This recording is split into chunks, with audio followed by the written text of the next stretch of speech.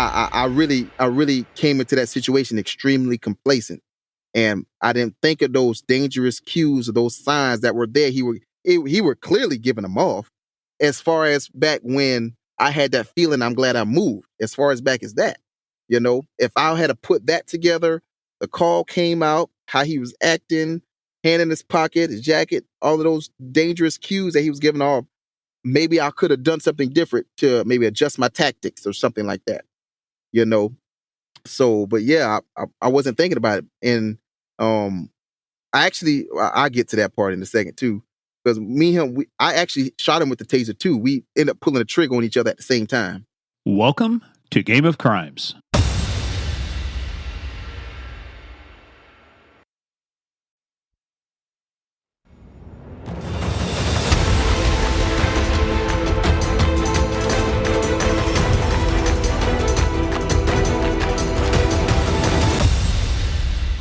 So I get back on the highway, and like I said, the gentleman, gentleman, but the guy, Malcolm Moore, he was still walking or whatever, and I just happened to look in my rearview mirror, and when I looked at it, I just had this funny feeling, like, you know what, I'm glad I moved type feeling. But I didn't think nothing of it. It looked funny. It was weird because when I looked in my rearview mirror, he was checking over his shoulder, like checking to see where I was. But he kept walking, but he was just like lollygagging around and checking over his shoulder. Hey, Quincy, when you were parked in the lot and he was walking towards you at the time, did you get a feeling of anything at that point, the way he was looking at you or the way he was checking anything out? Did anything trigger at that time when you first noticed him? No, he was just walking normally. He didn't do anything. Like I said, I didn't see anything wrong. I didn't have no feeling, no nothing, and it just looked like he was normal. And it wasn't until I got back on the highway and looked in my rearview mirror and saw him checking over his shoulder. He was like kind of lollygagging around. He wasn't walking normal like he was when I first seen him, but when I got, because he made it to the area where I was sitting at, and he was just like lollygagging around, just like, nah, why you slowly walking? But like I said, I had that feeling like I'm glad I moved type feeling. Like I said, but me, I'm not thinking. You know what I'm saying? I wasn't thinking about it. I didn't pay no attention to it. So I get to the north side of town, which is like 30 seconds. And I'm sitting at the edge of town, and the officer says she has the guy in custody. She's en route to the jail. The jail is 10 miles away in the city of Hampton, my hometown. So I was like, okay, now I can relax. All right, so like I said, I was just checking Facebook, Instagram, Snapchat, all of that type of stuff. And, while I'm just sitting there being seen by the public, let them know, hey, I'm out here or whatever. So my dispatch come across the radio about 10 minutes later, maybe a little less. Hey, you got a call about a black male with a camouflage hunting suit with a red bandana snatching stuff from people. Now, in my mind, I'm thinking like, that don't sound right. I'm thinking like armed robbery. For whatever reason, that's what the first thing I thought about. I don't know why it didn't sound right to me. So I asked my dispatch, I said, what was he doing again? He said, be advised of a black male with a camouflage hunting suit, red bandana, snatching stuff from people. I said, okay. Okay, this is about to be a bullshit call. He probably drunk and want some more alcohol or something like that, and not thinking it's the same guy that I just saw. Like, that's what I was about to ask ago. you. Did you make the connection at that point that it was the guy you just saw 10 minutes ago? Nope, I wasn't. Like I said, I wasn't thinking. Like I said, when we talked about some of the things that carried over, complacency carried over from USC Beaufort. So like I said, so I was like, you know what, all right, I'm head over there. So I head back that direction. Like I said, it takes about 30 seconds to get there. Just before I get there, I power my glasses on and I start recording before I pull up. And I didn't see nobody in the front, so I circled around to the back of the store and go inside to see if I could see him. And I noticed the guy they described off to the right, standing in a wooded area, next talking to a guy in a red shirt or whatever. So I said, you know what? Let me go inside the store. Let me confirm that's the one they're talking about. And, and then we'll go from there, because a lot of people, they wear a lot of camouflage hunting stuff in that area too. So let me just confirm that. So she said, yeah, the man, the guy tried to snatch the man bottle of liquor, but the man fought him off and he jumped in the car and left. So I'm like, okay, so the victim's gone, so I really don't have too much of a case right now. So the only thing I got now is a trespass if the owner wants a trespass from the store. Like, all right, let me go. I'm gonna go talk to him. So I get back in my patrol car and I drive over to his location and I get out the car, let dispatch know I'm out with that subject. And then I get out the car and I tell him, hey, come here, man. Just hey, let me get your side of the story because my whole thing for this situation, this is what's going in my head. I'm gonna stop him, get his name, check and see if he got any warrants, send him home. That was the whole thing, and that's the only thing that I was going to do. Unless he had something on him, of course, or whatever. But the only thing I was gonna do is just stop him, get his name, check, make sure he ain't got no warrants, and let him go. That's it. And I was stuck in that. Now, when I was focused on that. So once I got the car and start talking to him, telling him to come here, he pretty much just ignored me. And that's a normal thing in Estill. Like when you want to talk to somebody and, try to get their side or investigate something, they'll keep walking away from you like they didn't hear you and ignore you. But as soon as you get close enough to them, you threaten them with the taser or put hands on them and say, hey, stop or whatever, then they'll stop and be like, what you want? Like, so that's what I was expecting. I wasn't expecting anything else but that. I was so stuck on stopping him, getting his name, make sure he got no warrants, send him home. So, like I said, I kept giving him multiple commands, to stop, and he wouldn't stop. And then once I got close enough to him, I saw his hand in his right pocket. Now, granted, I didn't, like I said, I didn't like that feeling. I didn't like that he had his hand in his pocket, but I was not thinking that, hey, this is about to turn bad or whatever. I'm not thinking he got a gun or anything like that. Well, and Like I said, let's stop right there before you get into that, because that's the one thing officers are faced with a lot of times. It's the use of force, right? So, like you said, you yep. had an ASP, you could have had an ASP out, but you also had a taser. Could have Mm-hmm. had a taser out, or you could have had a weapon out. And a lot of people want to fault people. Well, first of all, they say, well, why'd you pull a gun on him? Because you couldn't see anything. Mm-hmm. And then if you don't pull a gun and they're armed with a gun, then they go, well, why did you have your taser out instead of a gun? And it's kind of like people don't understand from the Yeah. time from the time you originally contacted him until this thing started to unfold. I mean, we're only talking about seconds, right? This doesn't go on for a long time. Yeah. Yep. It's only for only a short period of time, man. And like I said, so once I realized, his hand in his pocket, I drew my taser. So I wanna back up a little bit before I got before I got in my patrol car.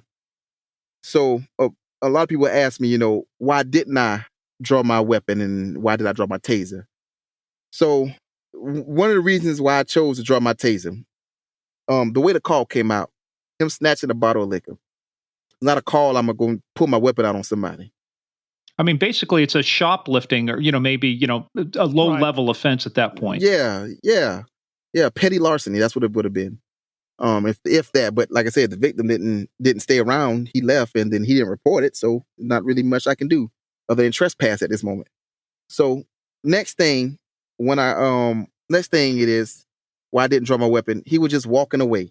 He wasn't fighting me. He wasn't trying to argue. He wasn't trying to, hurt me, anything like that at that moment, So I didn't really have too much to, say, hey, I need to put my weapon out. He was doing what other people had done to you already in the community before a couple hundred times with, Exactly. And the third thing, so when I got out of my patrol car, I don't know if you guys remember this incident in North Charleston, South Carolina, where an officer pretty much shot a guy in the back running away. Oh yeah. Slager, I think his name is Slager, Officer Slager, something. That kind of popped into my head because that was not too long ago before that incident. So I was like, don't want to be the next person on the news for shooting somebody in the back. So, well, anyway, so those are the things that popped in my head at the time when all of that was unfolding. So anyway, moving forward back to where I was. So I noticed his hand in his pocket. And like I said, I didn't like that feeling or whatever, but just say, you know what? I'm going to put my taser out and, give him some verbal commands with the taser. Then I'm assuming. And Quincy, don't mean to interrupt you, but let's talk about that taser for a second too. Talk about the jacket he has on. What are some of the things that are going through your mind with deploying a taser with somebody who's wearing a camouflage jacket like that? Well, see, that's the thing. Nothing was going through my mind when it came to that. Like I said, I wasn't thinking. I made a lot of mistakes that day, and I wasn't thinking about all the other dynamics of the situation because that taser wasn't going to penetrate that jacket. He had a thick jacket on. So I was thinking, hey, once I give him so many verbal commands with the taser, he's gonna stop like anybody else would do. That's why I'm saying that, and that's why I want to try to tell you, like, um, I really came into that situation extremely complacent, and I didn't think of those dangerous cues or those signs that were there. He were clearly giving them off. As far as back when I had that feeling, I'm glad I moved. As far as back as that, if I had to put that together, the call came out, how he was acting, hand in his pocket, his jacket, all of those dangerous cues that he was giving off. Maybe I could have done something different to maybe adjust my tactics or something like that.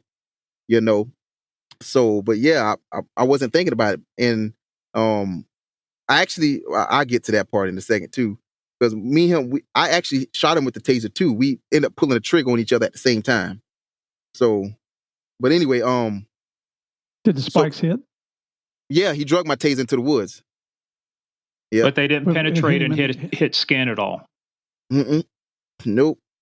So yeah. So anyway, moving forward. So yeah, I gave him multiple commands to stop. I even threatened him with the taser, and he just still like ignored me, like he didn't do anything and wasn't doing anything. But when I got close enough to him, he pulled the gun out of his jacket pocket and shot at me 8 times. It hit me 3 times. First shot hit me in the neck, and it was so fast. Like I didn't see a gun. I heard the bang, and I felt the pressure on my neck, and it felt like something flicked me in my neck. But it was enough force to push me to the ground too. So I knew I hadn't gotten shot, and I knew that I needed like to get up and return fire and get some cover. So once I realized that, I got up off the ground and I ran back towards my patrol car because that was the only cover that I had. And so while I'm doing that, like I said, also, so when he pulled that gun out, he did this quick reaction movement and pointed it, and I ended up pulling the trigger. If you slow down my video, you see my taser doors blast open and the confetti come out and stuff like that. So like he shot at me 8 times. So he shot 4 times, and I guess the taser like kind of scared him, and he kind of pulled the trigger a little too early because he was aiming for my head, but he pulled the trigger too early, and he caught me right here in my chin, and it took a downward path right here and entered right here. And for folks that are, so describe to us when you say, just give people a verbal description of where it hit. So it hit you below your chin, like on the right side? Yeah, so it hit just underneath my chin bone, and I guess it like grazed my skin and entered right next to my trachea. Now it missed the trachea and it missed my carotid artery, but it hit the vein. I mean, I'm telling you, having worked stuff like that, I mean, the Lord was on your side that day, because yes, sir. I mean, a fraction of an inch, just one way. If you got hit with the carotid, it was game over. Oh yeah. He missed my carotid by millimeters. The doctor said millimeters. He hit, and I got shot with a 9mm ballpoint. If he would have had a hollow point, he would have got me. When it hit and it expanded, it would have taken out your carotid when it went through. Yeah. Yep. It sure has. Was it a through, and did it go through, or did it lodge in your neck? So it entered right there and took a downward path and to the right, and it stopped just underneath the skin below my shoulder blade. So yeah. And so continue on. So I mean, that's you, like you said, it felt like a flick. You didn't feel any pain, right? It just felt like no. Yeah, I didn't feel no pain. It just felt like something flicked me in my neck, and like I said, it pushed me to the ground. And then I know when I thought about it, hey, I got shot. I need to start shooting back, and I need to call for backup. So I got up off the ground. I ran back towards my patrol car, and while I'm running towards my patrol car, my lapel mic shakes on my left shoulder to contact my dispatch. So I'm running, and I'm trying to reach with my left hand to grab my lapel mic. But my arm, when I was running back, my arm felt funny. Like, so I kind of like, when I lifted up slightly, I kind of glanced down when I was running back to my patrol car. From the midway of my arm all the way down to my hand was pointing towards the ground, and the forearm up towards my shoulder was pointing up towards the sky. So a bullet struck me in the arm and shattered both of my ulnar and radial bone. So I had no use to that. Pretty much my muscles was just keeping my arm together. So I started panicking. I started immediately panicking right there. And I'm trying to okay, I need to call my dispatch. And all this happened in a matter of milliseconds. I'm thinking about all this, running back towards my patrol car. So I try to use my right arm to grab my lapel mic and reach across. Unfortunately, the bullet that hit me in the neck, it damaged all the nerves in my right arm, and I couldn't lift that up, but so high. So I couldn't reach my lapel mic with my right arm. So in essence, it felt like I had no arm. That's what it felt like. So I was able to get back to my patrol car, and what I did was I used my body weight to throw my right arm up under the door handle and open the car door using my body weight. And I was able to get inside of my patrol car and use my in-car radio to call my dispatch by pushing the emergency button. So I'm sitting there, I'm letting dispatch know shots fired, I'm hit, I'm hit. I need help, please. And I ain't gonna lie, I was pleading with dispatch to help me because I felt defenseless and useless. I couldn't do anything, and I don't know where he went at. I know he took off and went to the woods, but I don't know if he was coming back. I couldn't use my arms for anything. I could only lift my in-car radio mic up to here to my chest. I had to talk like this to my dispatch. So even if you had tried to now on your Dodge, where is your gear shifted? Is it on the column or is it on the center console? It's on the column. So even if you had tried to put the car in drive or reverse or get out of there, you would have had a difficult time getting the car in gear, right? Yeah, I would have had to find a way to try to throw my arm up, but I can't. It's tight space. You can't really, move. Plus, you got much. all your gear on and everything too. Yep. So, all of that.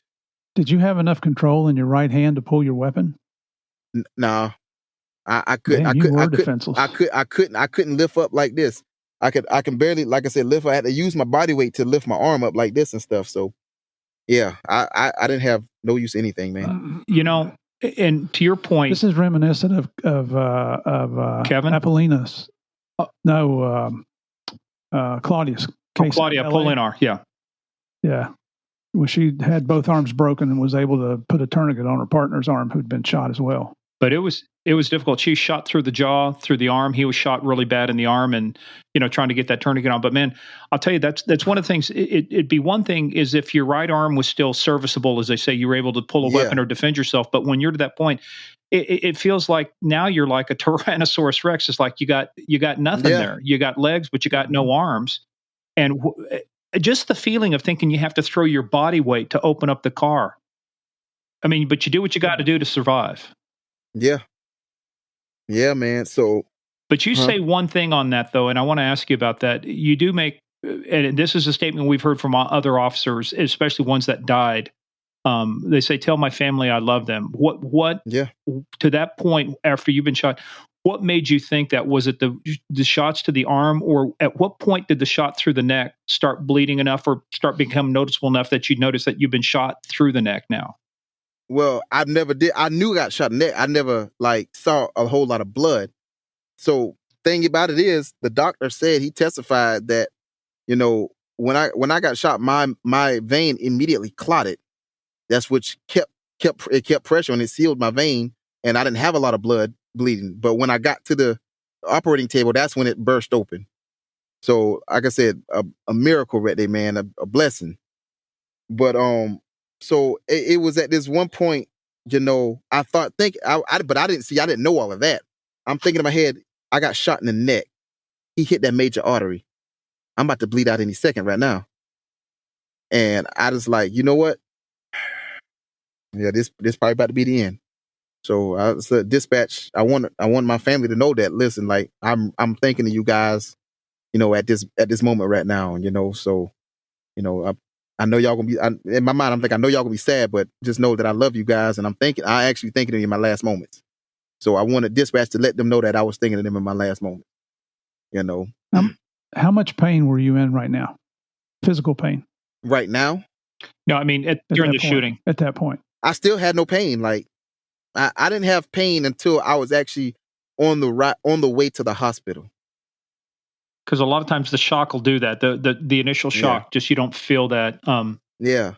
I never. And the reason I asked that, and for our listeners, if you don't know, his video from his glasses is on YouTube. So just you can Google Quincy Smith. We'll put it in the episode notes when we put this out. Yeah, and your voice. I mean, initially, the initial reaction, there's a lot of excitement, but when you're at your cruiser And then, not to get ahead of your story here, but listening to you talk to dispatch, your voice is about as calm as it is now. And I'm thinking, holy cow, this man's been shot, and then you've got your composure about you. So another thing too.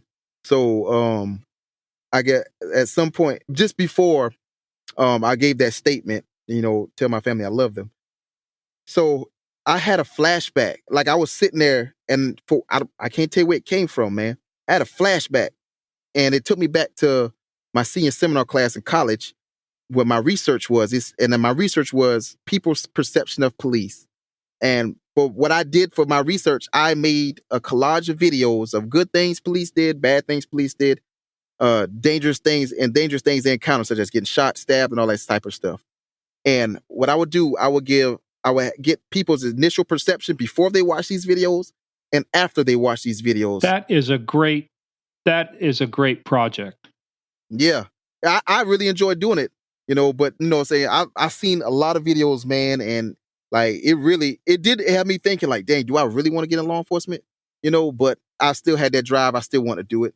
But anyway, for whatever reason, it's just one video that stuck out to me, and it popped in my head when I was sitting in that car, and it was a trooper out of Tyler, Texas. His name was Trooper Stone.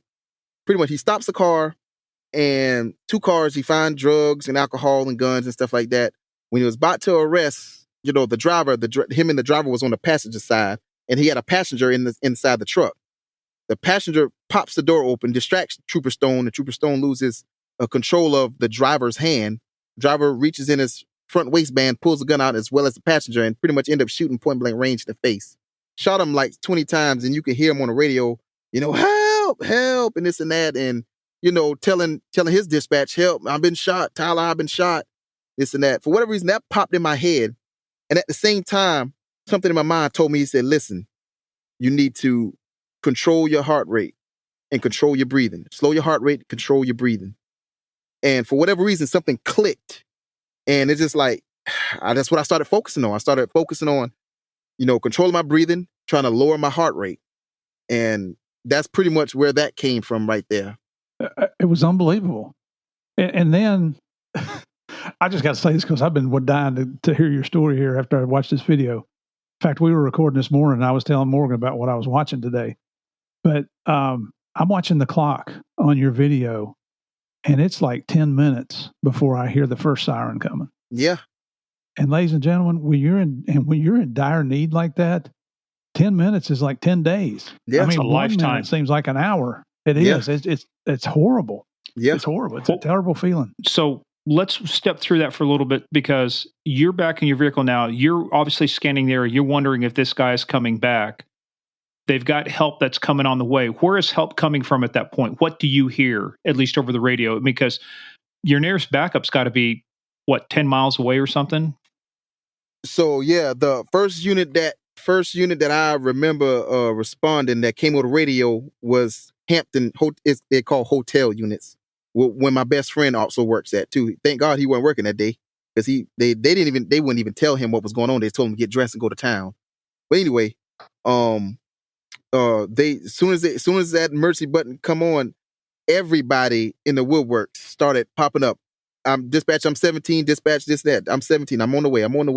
And like I said, hotel units, Hampton PD, they were the first ones to get there and render aid. And it was the funny thing is, there's a guy that they just hired. That was his first day too. So he got yeah. Wow.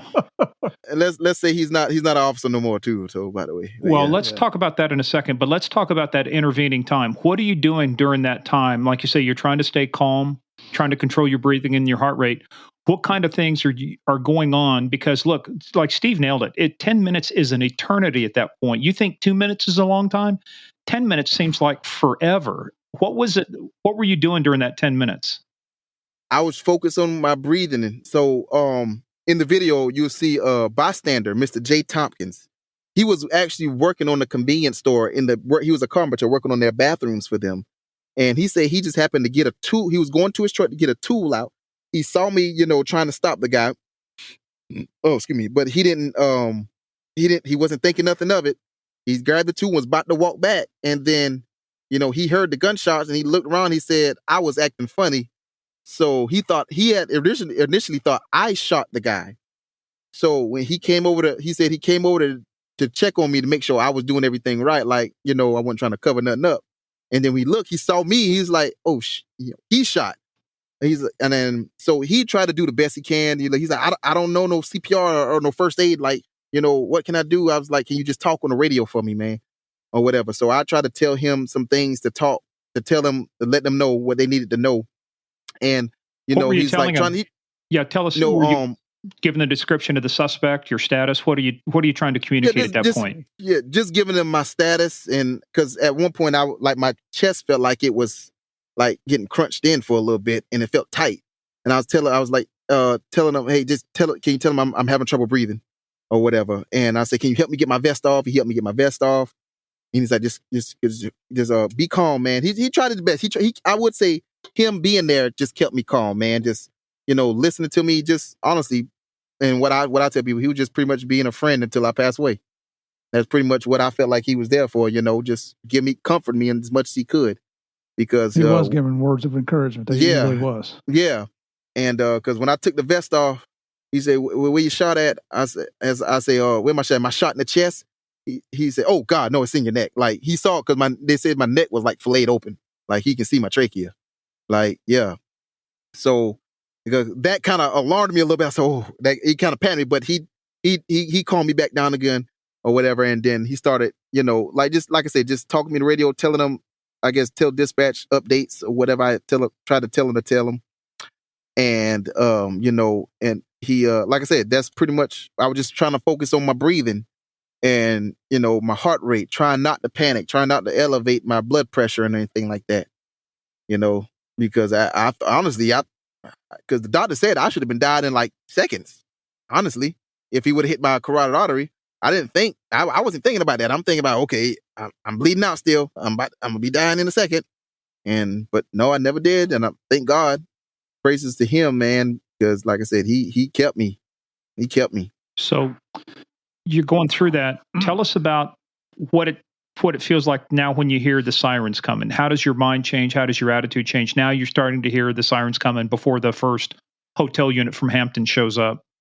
Listen, it was a sigh of relief. Like, I'm like, okay, man, listen, I can't explain to you how good to hear that noise. Like, just like I said, they're almost here and I'm still alive. Like, okay, they're gonna work on me. They're gonna stop the bleeding. They're gonna do everything they can to get me right. So, hearing the siren and knowing that I'm still awake, listening to it, it's like, yeah, okay, I can relax a little bit now. I don't have to panic because someone is here. They're gonna stop the bleeding. So that was my mindset. That's how my whole attitude changed. And then my family ended up coming up too. In the video, if you listen to it, they started asking me questions. They were in a panic because I didn't show it. I'm gonna little sidebar to this. So my family is very nosy. They listen. How did they find out? So my family, they have a police scanner inside the house. So they hear all our radio traffic and stuff. That has to suck to hear that. So, but yeah, they because the plan was I was gonna come by and eat with them later on because they stayed literally like 0.3 miles, 0.2 miles down the road from the location. And what time of day was this when this happened? Man, this was like 10, 11 o'clock in the morning.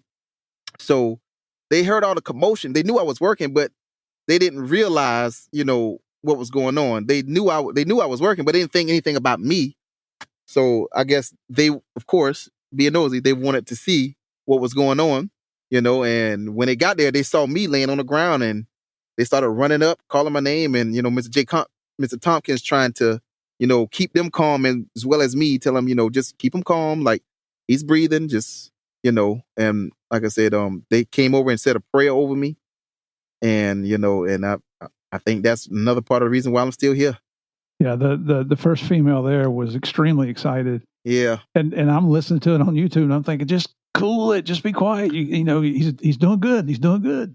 Yeah, but you got family members there, and that's why I say you hear that. That's the bad part about they hear things over the scanner, and then you do this. Yeah. But So let's talk about what happened when the first officers got there. What did they do with you? What did they do to you? So first things first, Brad Drawdy, man, love that guy to death, man.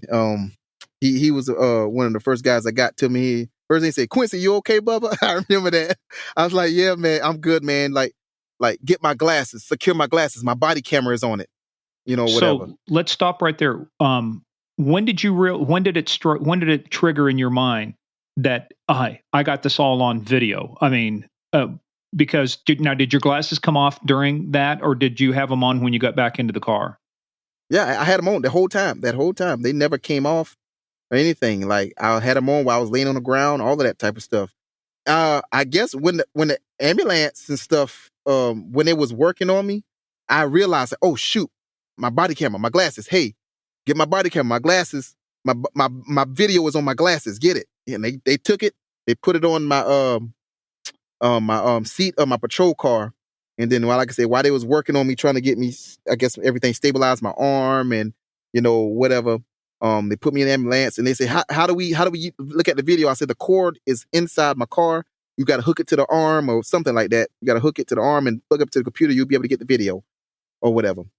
And it's like, all right. And then, so while I got loaded to the ambulance, they drove me off. They ended up watching the video and I guess they paused it where he turned around and fired at me. And they were able to get like a still shot of it and print it out and started passing out to other officers.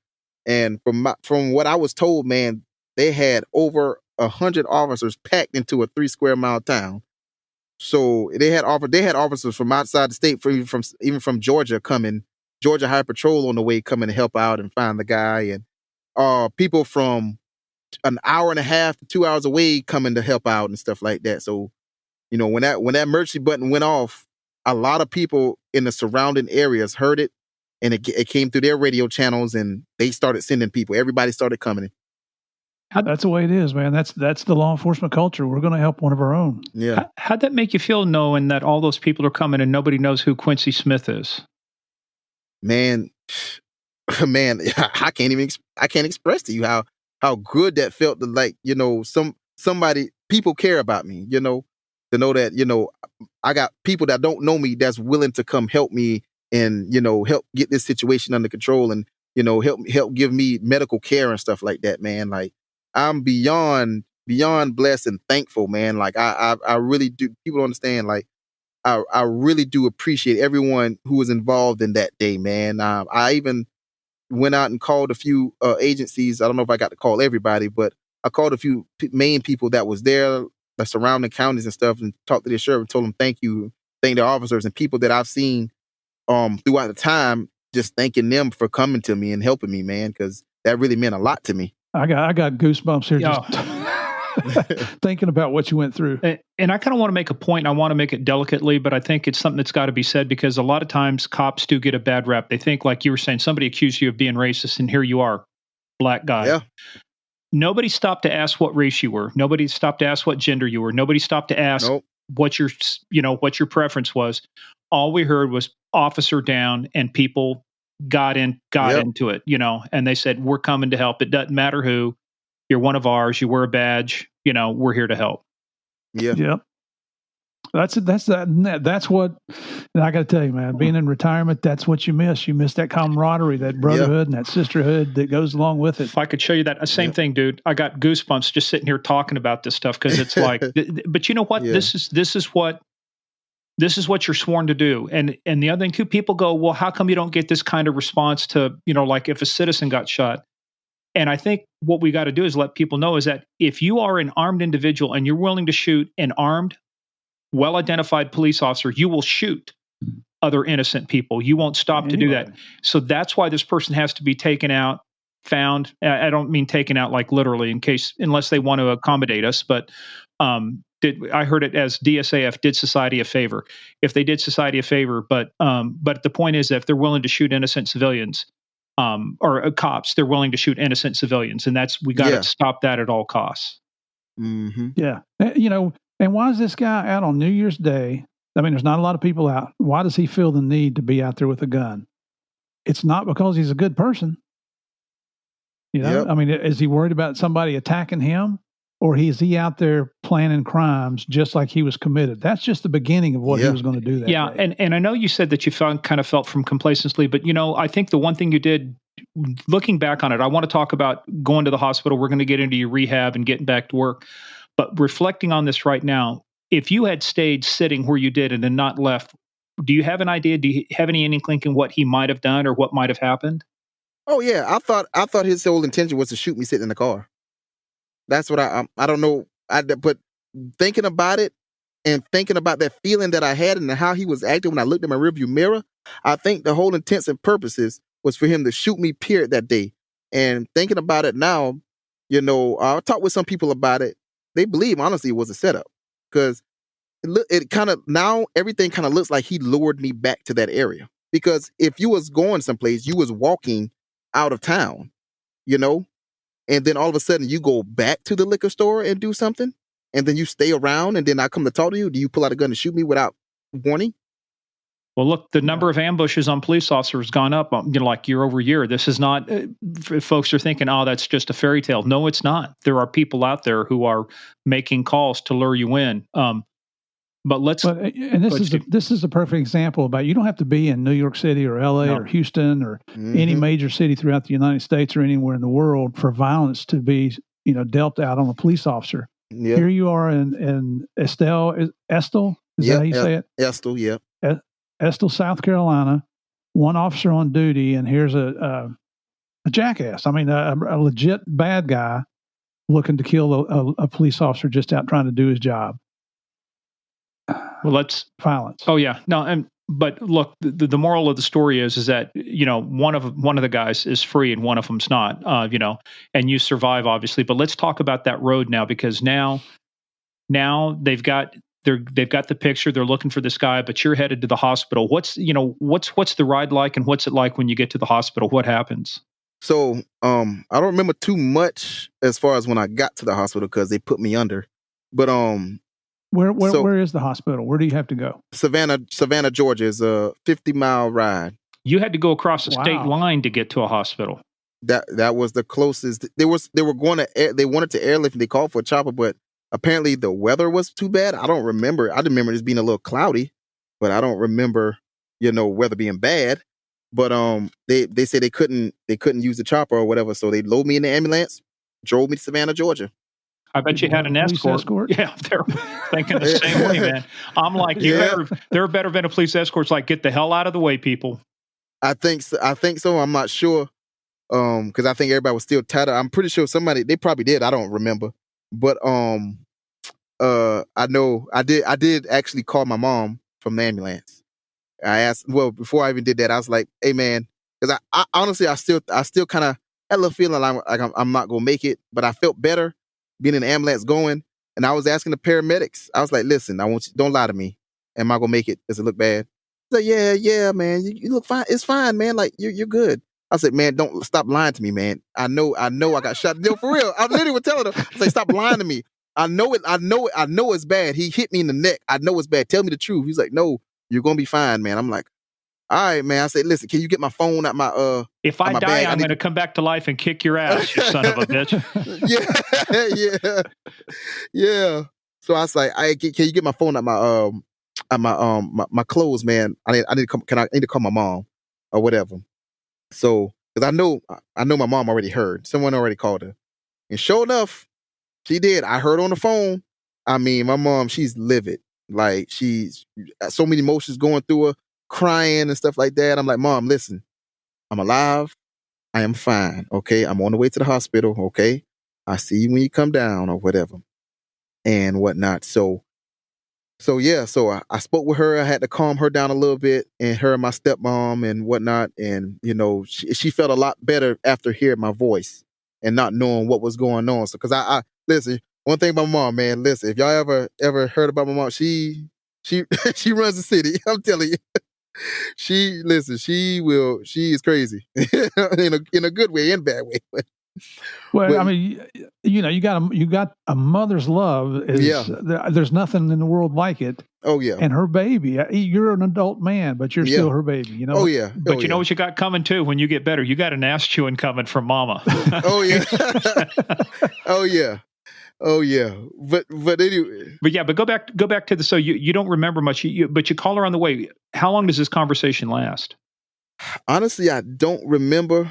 I don't, like I said, I didn't talk much now. And on the way, this is where the pain starts to set in, like really heavy. The pain started coming when they was loading me to the ambulance, and when they started putting the brace on my arm. But now on the ride there, the pain in my arm, and I didn't really have no problems with my neck. The only issue that I had with my neck was my muscles in my neck was so tired because I don't know why I felt like I was holding it up, but I wasn't. I guess because of the bullet, what it did, it like, made it, but it had like my neck so tired. Even I was laying down, like my muscles just like so tight.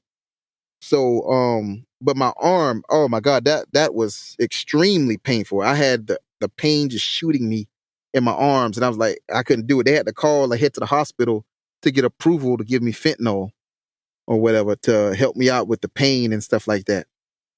Damn. Yeah. Now, were Like, they that's through and how- throughs, or did the bullet stay in your arms? No, the bullet in my arm through and through. And I want to say, oh yeah, and also, so I did end up getting hit a third time too in the hip. However, that bullet, my magazine holster where I keep my ammo at, it stopped it from penetrating. So Oh, I got blessed on that once again. dang. So you yeah, hit 3 times, not 4. Were you hit 4 times? just three. But I mean, if I was, he fired 8 rounds, but hit you 3 times. yes. Okay. Yeah. Wow. So I think what happened was, like I said, remember when I pulled the trigger, we pulled the trigger on the taser each time. I think I kind of like caught him off guard because he like I said, he got struck with the taser and it kind of like threw him off, and then he couldn't get recentered on his aim or whatever. Because by that time, I was getting up running back to my patrol car. So now at the time I was a moving target or whatever. So And he then, didn't yeah. know what the status of your right arm was, so he's thinking you might be able to pull and draw and Yeah, fire yeah. on him. Yeah. Yeah. Do you remember as you're getting back to your car, do you remember him still shooting at you? Yeah. I kept hearing the shots behind me. I heard at least I heard at least I think he shot 2 more times or 4 more times. He shot me twice, so 8 times. Can't remember how it all happened, but I remember just hearing at least 2 more shots when I was running back. But I had just got up off the ground and started running. I heard 2 shots, and I think the defense attorney said, the prosecutor said, he fired 4 rounds after I got up off the ground or whatever. So yeah. Any round strike? Watching that video, you were scrambling. Yeah. God bless you. I'm glad you did. Any rounds hit your patrol car? No, not that I know of. Well, thank God for that, right? Got to keep. That would have been a death sentence right there. Hit that new cruiser. You would have had 200 cops in that area instead of 100 cops. He shot the Charger. Activate FBI HRT. Yeah. Oh, every man. trooper in the United States would respond. Fucking, I would have got back in uniform and come down if I'd heard that, man. So you get to the hospital, and like you say, it's starting to set in now because I think the initial shock is wearing off, and So how long before you? It took 10 minutes for the cops to get there, and that seemed like a lifetime. But that ambulance ride had to seem like a decade. I honestly, I can't remember. I can't remember. If to me, it seemed like it was short because I was so focused on other stuff. Because I remember pulling into there because I never lost consciousness at any point. So because like I say, it's a 50-mile ride, and a 50 miles that's pretty much like a 40-minute to an hour ride. So, and I know they've been pushing like 70 and 80 in the ambulance or whatever. So they were riding. So I don't know. I can't even tell you how long it was to get when it took for me to get there. I just remember arriving there. They rolling me in. They took me off of the stretcher, put me on a table, and I guess ran me through the little MRI machine. No, you're bypassing the fun part. They put you on. They got to start cutting everything off. Oh man, they cut everything off when I was on the ground outside in Estill. Oh, they did. I was already butt ass naked. And where you're saying, "Hey, no jokes, people, no jokes," No, for real. So, but were you really? Were you totally naked out there on the ground? No, I wasn't naked. They cut my pants off and my shirt off. I think they left my underwear and stuff on, but yeah, I was already. They had it because they needed to know where all my injuries were. Yeah, they need to check it for bleeds and everything. Yeah. So they checked everything, and Like I said, they rolled me over, checked my back, put me on the stretcher. Now, and also, like I said, the bullet, actually, I lied. So the bullet, it stopped underneath my armpit, they said, actually. And then it shifted to my lower shoulder blade. That when they rolled you. Yeah, I think so. When they did all of that. So, yeah. But you know what? On the ride in, and once they give you a dose of fentanyl, you probably didn't care about a whole lot after that. That's stronger than morphine, man. I've had morphine one time, and it was, that's pretty good stuff. You understand? Listen, I'll tell you a story about the morphine. I love the morphine. Fentanyl. Well, we all have a morphine story. I broke my nose in the patrol academy, like 3 days to go, and I take an elbow to my nose, and it moves it like underneath my left eye. And so they have to go in and reset my nose. But I get a needle under each nose, kind of going up at an angle. I got morphine. So they could do what's called the closed reduction. They moved my nose back into place, like put 2 huge knitting needles in there and then move my nose back over. And I was like, that morphine is like, hey, where do you get this stuff? Can I get this in Kmart? No, for real. Yeah. It's going to do what? Who cares? Listen. So when I was in the hospital, after I had all the procedure, the ER emergency procedure and stuff like that, I was in the hospital for a week and some time. Anyway, and like I said, my arm would cause me so much problems. I had like 4 or 5 surgeries. Anyway, I used to tell the doctor, I say, I need something, like I'm extremely in pain and whatever. So they took this little needle, put it inside the IV, and it dripped down into the needle. And next thing I know, I feel like something ice cold just going up my arm, man. And it just made me like sink into the bed like this. It's like, oh. That feels good.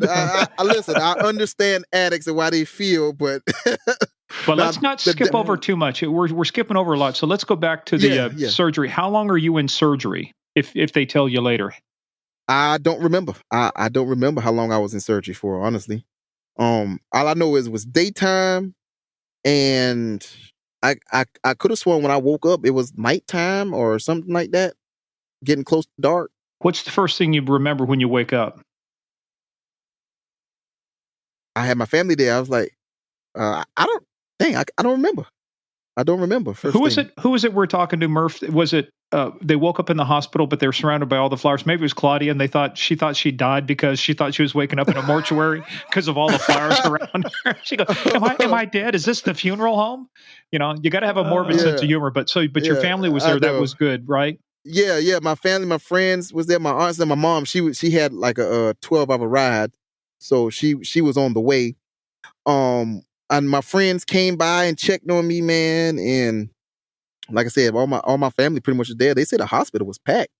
Even people that I never even really even spoke to was at the hospital, like checking up on me and this and that. Like drove all the way to Savannah, Georgia. I'm like, well, thank y'all. I appreciate it. I didn't know people cared about me that much. Well, yeah, even the folks you wrote tickets to, right, showed up to talk to you. No, seriously, like for real. Yeah. Well, but now let's talk about that too, because you wake up and now what is the first thing you're concerned about when you wake up? What are you thinking of? My mom. Like I said, like I need to call her and let her know I'm fine. Like, because I know like she's still, and she had to drive, so she's not in the right state of mind right now. So I just want to let her know that I'm fine and stuff like that, whatever. I know my family already told her. Mom. Yeah. Slow down.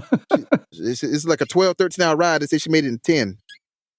So yeah, like nonstop driving, nonstop. And if I'd been a trooper to stop her, and once she told me what was going on, I'd be like, okay, I'll give you an escort.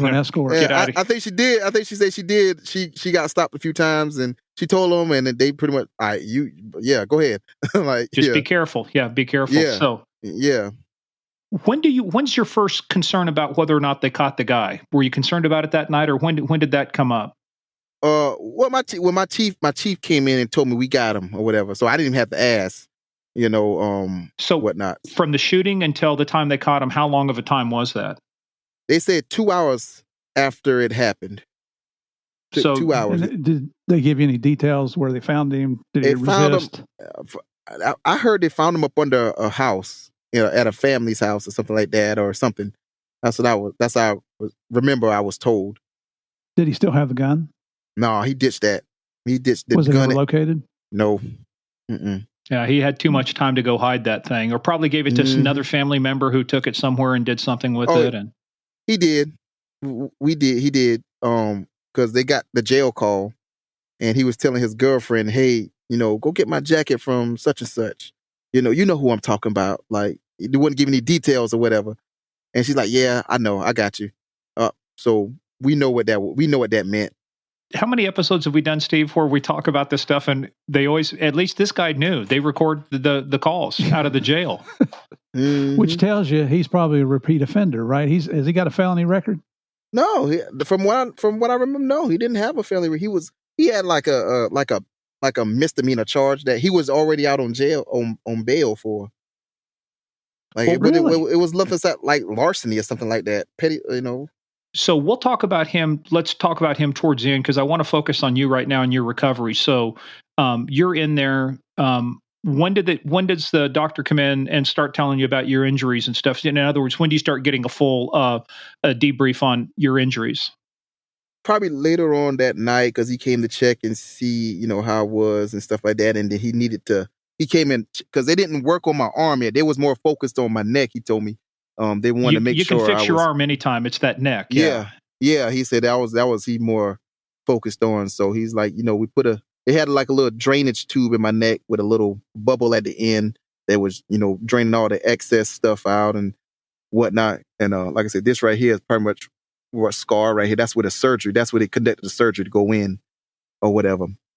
So that, and then he came and examined my arm and tried to plan on how they're gonna try to fix my arm. So it was probably later on that night sometime around. I can't give you a time. I want to say around 8 or 9 o'clock. I don't know for sure though, because I know it was around close to nighttime. Yeah, because you were sunk back into your bed doing that morphine thing, and you didn't care. Yeah. So yeah. So when did they operate on your arm? They operated on like a couple days later. It was so I got out of hospital. I was in there for a week. So they operated on my arm on Wednesday or Thursday. And then they sent me home like on Friday or something like that. So what'd they do to your arm? Because they shot through you both bones in that arm. That's tough, man. Yeah. So they put like 2 metal rods in my arm and had it straightened, to get it straight, I guess, or whatever. Because like I said, the bullet, it shattered my forearm. Like they showed me the x-rays later on, like you can see fragments of bone is all over the place. And so they just I guess they cleaned all that out and put 2 metal rods in my arm. But it didn't hit. There's 3 nerves in your arm. It didn't hit any of the nerves? Well, I didn't. Well, I would say this. I still don't like where the scar and stuff is. Like, I don't have any feeling on the scar or anything like that, but I do have feeling around it or whatever. But I did have I did have nerve damage, especially on the right arm. That was after I got out of the hospital and went home. That's when all the nerve damage for my right arm was kicking in. And have you lost any use of your right arm? I did for a while. But now I'm good now. I don't, like I said, I went to therapy and all of that, and it took a long time for my nerves to regenerate. At least, yeah. It is that nerve damage. You can do muscles and bone and stuff, but nerves, man. I'm the same thing like you. Probably can't see it here, but it's like I've got a big ass scar. Okay, see that there? Same thing right there. I'm just totally. You could stick a knife through my arm through this particular area here, but I'm fine. I can use it. I can do stuff. But it's like when it does those things, it cuts those nerves. It's like some things just don't regenerate. But let's talk about your recovery. So you're in the hospital for a week. What do they do for you when you get out now? I mean, in other words, you're going back home. So do they have to do anything special for you in terms of like a bed or around the clock care or anything like that? Yeah. So was able to get a hospital bed I had to get put in because the nerve damage in my right arm, I couldn't sleep on a normal bed. Like it was so excruciating when I put pressure on it or anything. Like you could take your breath and blow on my back, and that's how it'll be excruciatingly painful. So the only thing that I slept in comfortably was the hospital bed. So they ended up getting me a hospital bed. I did have a home health aide come and clean up for me even though I didn't have much, I still had family home and stuff like that, but they did provide that. They did come and help me and like clean me up, wash me up and stuff like that. Cause I still didn't have use of my arms and had to get somebody else to wipe my rear because I couldn't use my arms, Brother, so that's what I'm saying. I feel for you. I broke both arms. I was in casts on both arms. Oh, and my wife, man. God bless her, said, "Hey, I can help you with that." It's like, I'm sorry, that is a bridge too far. I figured out how to get it done with casts. It's like pool. It's all a game of angles. You just got to get that cast in there and get the angle right, man. Listen, I couldn't do it, man, without being in excruciating pain. So, I had to bite the bullet, even though I can say it was awkward, it was weird, and people, my mom and them pretty much just say, they wiped my ass when I was a baby. They damn sure wiped my ass when I was a grown man. Yeah. Well, and that's and I'm glad that Morgan's going into a lot of detail on this, because this is the aftermath that most people don't think about. Oh, you were shot, now you're okay, everything's good. No. Well, it took a while to get to be okay. Now, all I care about is, did your mom get any pictures? Can we Facebook any of this stuff with her wiping your ass? No. I mean, you're talking about checking your platforms, Facebook and Snapchat. I thought maybe you captured a couple intimate moments there. Nah, not that. Don't tick off his mom. Get us. It was already awkward with them wiping it, especially taking a picture. It's definitely gonna be awkward. I can wipe your ass. I can kick your ass. It's your choice, son. Yeah, that's right. Yeah, I know, right? But Steve, you hit upon a good point. A lot of people, when we've talked to Alex, and Claudia and Cheryl, and Kevin, everybody. Kevin, it's just everybody handles it differently, but it takes a long time, and the nerve damage, like you say, that's just the bad part. So let's talk about your recovery. How long, you're out of the hospital. How long are you at home before you start making good progress? How long is it before you feel like you can, let's just be, how long before you can wipe your own ass? Well, the doctors said I kind of healed up faster than see through me. I'm going with that. Can't you make the phone call? He calls up his mom, I wiped my own ass today. Well, that's good, son. You're 30 years old. You ought to be able to wipe your own ass. I know. You ever seen that movie with Adam Sandler? It's called Big Daddy or Daddy or something like that. Yeah. The little boy's like, I wipe my own ass. I get to say that now. Yeah. But so the doctor said I kind of, I healed up faster than what they thought. But I started having a lot of progress, I guess, around as far as that, about a month and a half, 2 months, I was able to start getting a lot more mobility. I can do things with my arms, but that still be painful. But I was able to wipe my butt or whatever and stuff like that. But I would say this too, man. Like I also hated going to the bathroom. I hate urinating. However, I don't, how the body's connected. You got to take anatomy. I'll let y'all figure that out. But when I used to go urinate, like my back area, that nerve damage, it would be painful. I hated to go pee. I would hold my urine for hours to the point I can't hold it no more. And because when I urinate, for whatever reason, that nerve would kick in. It would be painful. I don't even know why, for no reason. So, but all that progress started coming around like a month and a half. I was able to, be able to do little for myself. I couldn't lift weights. I couldn't lift up anything heavy, anything like that, because I still be in pain and stuff like that. But yeah. So did you reach a point to where you were concerned whether or not you were going to be able to get back into being a police officer? Honestly, no. I was ready to go back as soon as I was able to walk, as soon as I was able to use my arms. I used to go up to the chief or whatever, I'm about to be good. I'm about to come back. I was ready. Honestly, I was ready to go back. I didn't want, for one, I didn't want people to think, oh, you can shoot an officer and they'll leave. They ain't gonna come back or whatever. I didn't want to set that precedence, and I don't want people to know, listen, I'm not scared. I'm still gonna do my job. I'm not scared. Well, so I was saying, now you're home. Did you, or even while you were in the hospital, did you have any nightmares about the shooting? Oh yeah, I had frequent nightmares, and recently getting out the hospital, man, me pulling my gun on somebody and I'm squeezing the trigger, nothing's coming out. And let me tell you, that is, I've got friends who've done research, and it's the same reoccurring dream I had. One of the biggest dreams or nightmares cops has is a weapon malfunction or something doesn't work. You pull it out. and you try and pull the trigger, either the trigger doesn't work or it gets stuck and you can't rack the slide. Yeah. Believe it or not, they did sleep studies on cops, and they asked them, what's one of the most recurring dreams you have? That was number one right there. Yeah. I don't know why. Like I said, I've had those dreams before, before I got shot or whatever. And, I didn't think it actually happened. I mean, I didn't get a chance to pull my gun, but actually to live my dream, that was, that's different. Did you, and if you don't want to answer this, we completely understand, but did you get any counseling after the shooting? Did you go talk to somebody? Definitely. I listen, I had to, for one, it was required by the job. And two, I actually spoke to a therapist, and I went to what they call PCIS, post-critical incident seminars. I went to 2 of them. That actually helped me, man.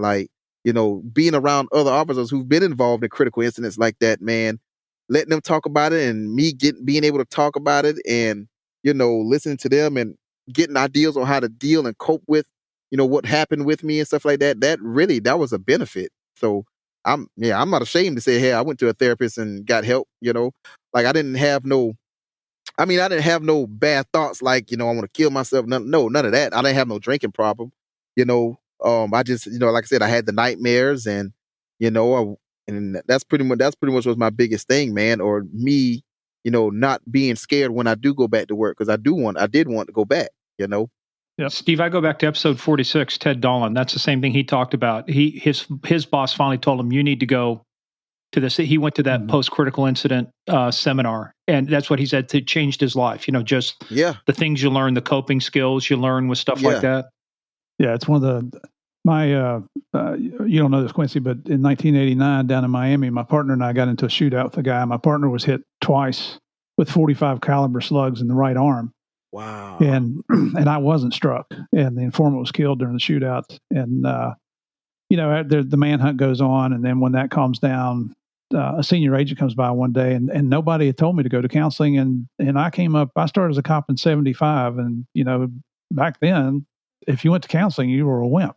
You didn't do that. Yeah. And they're telling me, hey, have you been to the counselor yet? And I'm like, no, I don't even know who the counselor is. And they're like, well, here's his name. Go see the counselor. And he walks away and it's like, screw you, pal. I got this.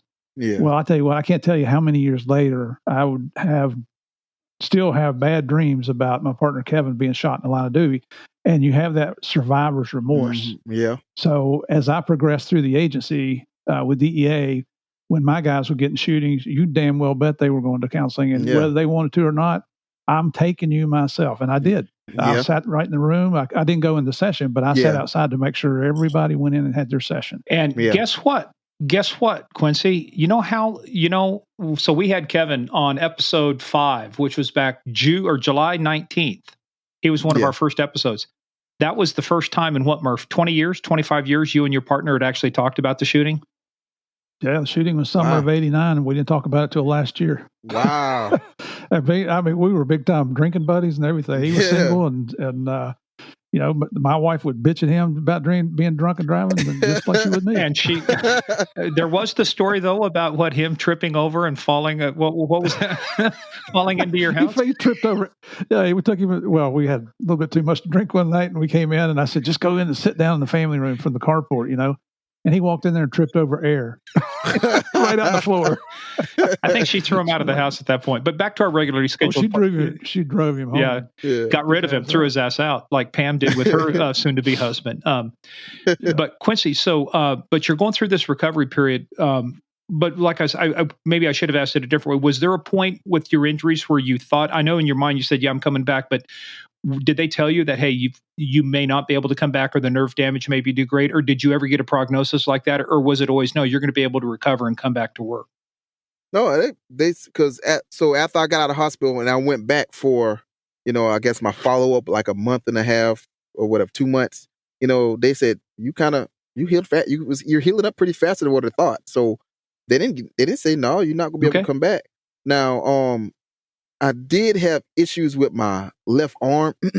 I had to have like 3 or 4 surgeries on it because the way my bone grew back, and I had like a limited range of motion with the twisting and turning and stuff like that. So they said, that might be an issue, and it was painful too. So my bone, what happened was my bone had grew back longer than what it's supposed to, and stuff like that. So they had to go in and shorten it and shave it down and do all types of stuff to it. So yeah, and yeah. So they said that was the only issue I probably have if I were to go back. You having those issues with your arm. So but yeah, but for the most part, they said no. They said if I wanted to go back, I could. I mean, they don't see the way I'm healing, the way I was healing up. They didn't see anything that would be, affect that me going back to work. Yeah. So how long were you in recovery before you're cleared for work? How long did it take you to work yourself back into that? Yeah, a year and 10 months. Wow. What'd you do during that time? Fishing. Did a lot of fishing. That's also where I found another coping mechanism that I use, man. Like just sitting out there in the swamp area, just like relaxing, listen to the nature, catching fish and stuff like that. Like it really got me. I got to think a lot. What I could have done better that day, what I can do. Period, and be a better person. So fishing was a very, very therapeutic for me. And my friends, they kept me busy and stuff like that. They came over. We'll play Call of Duty. There's only so much I could do with the controller because I still had a cast on. So I had to hold the controller and it's like, push the button. And so, yeah. So, and your buddies aren't cutting any slack either, are they? Yeah, no, they're not. So, like I did a lot of fishing. Then, like I said, I traveled a little bit as far as, like I said, went to, the critical incident seminars and stuff like that. And, that's pretty much how I kept busy. When's the first time you got up and told your story? First time I got up and told my story, I got invited to the National Interdiction Conference in Pennsylvania. And I got up there and went there for that training. Well, they invited me up to be a guest speaker and went up there, and that's when first time I told my story, and that was in 2017. How'd that go? Now the national interdiction, is that from the Office of the Drug Czar? Was that the federal? Yeah. Well, federal. I don't know if it's federal. It's like from Desert Snow, or something like that. Yeah. Yeah. Operation Snowcap. Snow. Yeah. It's a highway thing, but it's the references to Snow talking about cocaine. Yeah. I can't think of it right now. Yeah. So yeah, I went there and that went great. They actually gave me an award, the Iron Man Award too. And gave me a plaque and stuff for, pretty much my heroism and stuff like that. So I was appreciative of that. Did you get the Golden Toilet Paper Award for wiping your own ass? They should have gave me that one. Yeah. No, we ain't going to cut you any slack. So, but how was that? How was that like getting up and telling your story for the first time? Well, I was a little nervous or whatever, man. But because I'm not usually like a public speaker and stuff like that, so I hated doing that in college. So, but I was a nerd, but I was comfortable.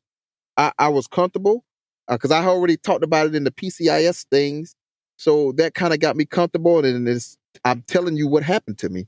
It's not some information that I learned out of a book or taught or went to college for. Just my actual raw, true experience. This is how it happened and what happened. From start to finish. I don't have to remember anything. I can just tell you what happened. Go ahead, Steve. It's always easy telling the truth, and it's not hard to remember what happened. I know, right? Hey, so when you were out there reflecting and you were reflecting on that day and what you could do different and stuff, there's got to be a danger too, because you don't want to second guess yourself. A lot of people want to second guess things. But for you, what were the big key takeaways for you that you are now using in your career now today that have allowed you now to become a better officer? Because you obviously are a better officer. What did you take away from that? What lessons did you teach yourself out of that? One, the biggest thing that I got out of complacency, man. I got used to a certain thing how we did in Estill, and like I said, I carried a few bad habits from working on a college campus to there, and just not going into a situation how complacent I was. So that was one. I gave the dude too many opportunities or whatever. Like I gave him too many opportunities and I was too nice.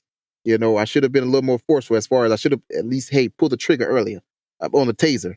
and see if that would affect something, even though it wouldn't have, and try to be more tactful on my approach and my angle. Because when I was trying to get him to stop, and I was closing that reactionary gap, I literally walked up on the side he had the gun on and put myself directly in the line of fire. All he did was just pull it out and shot. He didn't even have to aim; he just pull out the shot and got a good shot in the net. So change my approach and angle how I deal with people.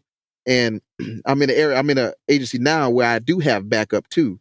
So I try to use backup as much as possible if I need it or whatever. Where are you at now? A town called Matthews, North Carolina. I know where that is. Yeah, right outside of Charlotte. How big of a town? 17 square miles, and we got about 63 going up to 68 officers now. Wow! About to start hiring some more people. So you go from 3 or 4 to 68, man. You're living large. Yeah, I know, right? Are you looking at maybe going to Charlotte, Mecklenburg? No, not a city person. I've never been a city person. Like I said, I like living up in the city, like New Jersey, New York, or whatever. But I'm just not. That's not my lifestyle. Like I like the small town with a big city feel. And Matthews is a small town, but it's expanding, it's growing. You get a lot of things coming through, and we're nestled right outside of town of Charlotte, man. So how close are you to downtown Charlotte then? I mean, what are you, like 10, 15 miles? Yep, 15 minutes. So honestly. Suburb. Yeah, depending on traffic, but it's like 15 minutes downtown. So are you close to Cary then? Cary, no. So Cary, that's in Raleigh. Oh, I'm sorry, that's Raleigh. Never mind. Yeah, that's okay. Different direction. Never mind. I've got my geography confused for a moment there. So, but let's go back to you for a second. So, you're telling your story. How many times did you tell your story before you came back to work? Oh, so let's see. I think that one time, because I didn't have a PowerPoint or anything like that. Now I got a PowerPoint and stuff I got now that I speak about it. Pretty much go through everything that we're talking about now. But I've only told. But I bet you don't put anything about wiping your ass in there, do you? No. Your PowerPoint is missing a slide. I'll get you that slide. I'll get you the slide. All right. Well, now we've got your story, and there's probably like 18 more people, our listeners, that are going to know about this. I know, right? That's crazy. I mean, I might need you to cut that out for me. No, man. That's not a chance. This is remember that finger, and then it's like, no, that's not happening. Yeah. Oh yeah, you're getting the finger again there. Yeah. Look at that. Remember, you said, is there anything off limits? That's off limits. That's right. But you had to declare that. You had to declare that in the beginning. So anyway, we asked you if anything was off limits. You said no. I have that on the record, Your Honor. But anyway, and you were under oath when we did this too. So, but oh god. So, but how long? So it took you 1 year and 10 months. So, what was it like then coming back to work? At first, when it started off as a smooth transition, they worked. So I started off back in the office, and I was in the office for, from November of 20. Oh, when did so I got back a year and 10 November months, of 2018. No. That was no 16. So November of 2017. Okay, yeah, 17. November 2017, I went back to work. And they had me pretty much in the office. Now, of course, I wanted to get out on the streets because I'm not an office person. However, and I was there until late April, in the office until late April. That had to drive you nuts. Yeah. But what did you learn from that, though? Well, I got to learn patience. I learned administrative stuff too, though, because I was the captain's right-hand man, too. So me and him, I was in his office. I was his secretary, pretty much. So, yeah. I started doing like a lot of stuff with evidence, getting stuff prepared for trials and courts and stuff like that, and putting together, I even started a warrant list, something we never had. I mean, we had a warrant list, but we had a list of names. We didn't have people's faces. Half these people that was on the list, I'm like, who is this person? You're not going to know unless you stop them. So I went on DMV and got their photos, and I put it in a PowerPoint collage or whatever with the names, their offense, the date of birth, and everything. And man, we got a lot of me doing that. They got a lot of people off the street just by so in Estill, it's 3 gas stations. And if you hang one out on. at those, you're pretty much going to run across most people you want, right? Yep. All they did was sat at the gas station, just look at the list, and they would say, "Oh," and then they go up to it, "Hey, such and such, yeah, what's up? Oh, come here, man, you got a warrant." So no, it was very effective, man. I got to do a lot of stuff with that, and But what I wanted to yeah, ask you though was you had a little surprise plate on you though too when you came back to work. yeah, so yeah, I wasn't even talking about. There was we got this outreach program we trying to get ready for, help me set up or whatever. All right, got a community outreach thing. All right, cool. So, because they do stuff like that, they try to get out and reach out to the community and do things and get build a trust with the community, even though they still don't want it, but they try. So, we were sitting there or whatever, and the news crew is here. I'm like, okay, I'm sitting there talking, laughing or whatever. Then here come Dern, chief and captain come out here with a K. We just want to welcome you back. Man, shut up. Why you didn't tell me? I didn't listen. I didn't listen. I didn't even had a haircut or nothing. I was like, you should let me get a haircut first. I wasn't trying to be on TV with no haircut and nothing. I just got back. I had just wolf. I had still let my stuff grow out. All of that, man. Those are the best kind of surprises, man. Yeah. Yeah. Yeah, it is. Yeah. Total surprise. So you mentioned you moved to another department. Why'd you move? Woo, you want truth or you want the lie? Dude, it's your podcast. Yeah. Well, I would say this. Small town politics, man. We all know, man, how like people like to run. Now the police department was fine, but so I tell you this, I end up I was checking my warrant list, and my friend, my best friend called me. He said, "Hey, we got a guy that live in your area, and he's wanted for like forgery and fraud and all that type of stuff." And he sent me his name and stuff, so I looked him up on DMV in line and got his picture and put him on the warrant list. So, and I go to the gas station, and I actually went by his house. They said he didn't live there anymore or whatever. So I was like, all right, whatever. He's gonna have to come to the gas station sometime today, I guarantee you. If not, I'll be here the next day and next day and the next day. But anyway, so I went up to one of the gas stations. All right. And I'm sitting there, and the information they gave me, his name was we just call him, what is it? Anyway, the gentleman that we was looking for, whatever his name, I'm not gonna say his name. All right. He's an older white male, full goatee, salt and pepper kind of white hair or whatever. Got blue eyes, and he's known to drive a Ford truck. Well, you had me till then. I don't drive a Ford truck, but by then you were kind of describing me then. Blue eyes, gray hair. Oh my God, what did I do now? Yeah. So yeah. He's a lot older than you though. I say that. But so I'm sitting up at one of the gas stations. I see a blue Ford truck pull up. All right. Guy gets out of the car. He has a hat on or whatever, and he's got the full goatee, but his goatee is more whitish now. And he got the salt and pepper kind of hair. Got the little white hair. Like, dang, this looks like him. So he goes into the store, whatever. So I drive behind the car. I try to run the tag and see what the tag comes back to. By the time I was able to do that, he was walking out of the store and about to get in the truck. I said, shoot, I might lose my opportunity. I said, I'll get outside the truck, and I called the gentleman by the name they gave me. And I said it twice. The gentleman looked at me, and he started walking towards me like he was the guy or whatever. Let's just say the guy we're looking for is named Sanders. Last name is Sanders. So I said, do you have any ID to verify that? He said, mm-mm.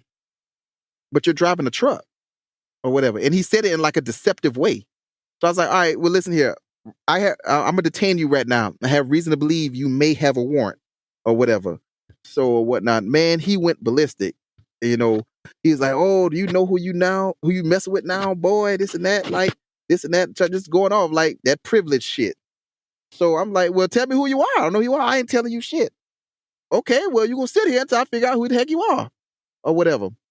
So I put him in my car, and I see on his center console, his wallet is sitting right there. So I'm like, oh, okay. Opened the door, grabbed his wallet, looked at his ID. It's not Mr. Sanders. Okay, cool. So now what I got to do, I got to let you go. I got to write you a contact ticket saying that I stopped you for this reason because the state keeps a record of the age, race, date, and all of this type of stuff. So I'm required by law to fill that out or whatever. And it even says it on the back of the ticket. I have to fill this out because they keep a track of all those stats. So while I'm filling it out, he's in the back seat still or whatever. And me and my coworker talk. I say, man, it looked like him, man. I said, we look at the DMV picture and look at him like, yeah, it looked like him or whatever. So anyway, while I'm writing the little contact warning and getting ready to let him go, he's in the back seat talking all types of trash. Yeah, if you was such a damn punk ass, I'd take that badge and that cuffs and I'd beat your ass. Really?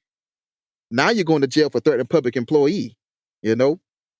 So I was like, forget the ticket. I just balled it up, put the ticket to the side and wrote him another, went and got warrants, took him to jail or whatnot, and whatever. Apparently that was the mayor's friend or whatever. So, and I record. Everybody knows I record, baby. Come on now. So, so anyway, not even 5 minutes, I guess my chief gets a call. Well, not 5 minutes, but it was like 30, 45 minutes or whatever. My chief gets a call, says, hey, what's going on? Like, what you mean what's going on? I just took somebody to jail for such and such, whatever. He's like, oh, yeah, the mayor called me or whatever, like saying some stuff. I'm like, well, he threatened me. I got the video. You want to watch it? Yep, we'll watch it. We'll review the video. He's like, all right. He said, carry on. Came back to work next day. Chief came back, whatever, showed him, had the video already waiting on his desk, ready for him to watch it. He watched it. All right, I'm good with it. Of course, but the mayor them still made us think about it or whatever. They tried to fire me, suspend me for whatever. I don't even know what it was for. Yeah, handed my chief a letter for suspension or termination or whatever. Chief said, I'm not handing this to him. For one, you're gonna open yourself up to a lawsuit, and two, he didn't violate any state law, or any policy or anything like that or whatever. He said, I have the video right here. Would you guys like to watch it or whatever? They said, no, we're not getting involved in that. You're not getting involved in it, but you are. You trying to. So now I didn't find out this until later. So, anyway, so they I ended up getting some information. They contacted SLED, wanted SLED to come down and investigate. Well, SLED said, well, yeah, if there was something there, they would have, but there's let everybody know who doesn't know what SLED is. Tell people what SLED is. Oh, SLED is the state law enforcement division. So South Carolina Law Enforcement Division, they're the state agency that they're the State Bureau of Investigation. Yeah, State Bureau of Investigation. Yeah. So there's like, well, if anything's there, we'll investigate. But he didn't violate any policy or no state law. So they end up contacting the solicitor's office and solicitors told him, well, yeah, if he committed a crime, we'll prosecute him, but there's nothing to prosecute. So wait a minute. So by now they've tried to run it by your chief. They tried to run it to SLED. Now they've gone to the AG's office. Does this sound a little personal or what? Yep, it is. So now, mind you, this is after I got shot. I done took 3 bullets for your town. Now, yeah. So, they couldn't do anything to me. So, like I said, my department had my back, and I appreciate them too. So they started doing little simple stuff, taking out take-home cars. That was the first thing. They said, "Oh, you're burning too much gas." What? How we burning too much gas? There was no problem with no gas any other time. And for two, I'm writing all these citations. So in South Carolina, for agencies that do write tickets, the department gets a percentage of the ticket. Most of it, like 30%. Most of it goes to the state, and they're put it into all those other programs like MAD and all the other stuff. And also, the academy is funded by tickets too. I don't know if a lot of people don't know that. Our police academy is funded by the number of citations. So it's a good thing the labor at the academy is cheap because they just bring over prisoners. I know, right? And that's what I'm saying. So yeah. So but like I said, I didn't write tickets for that. That's my thing. That's what I like to do. I like traffic.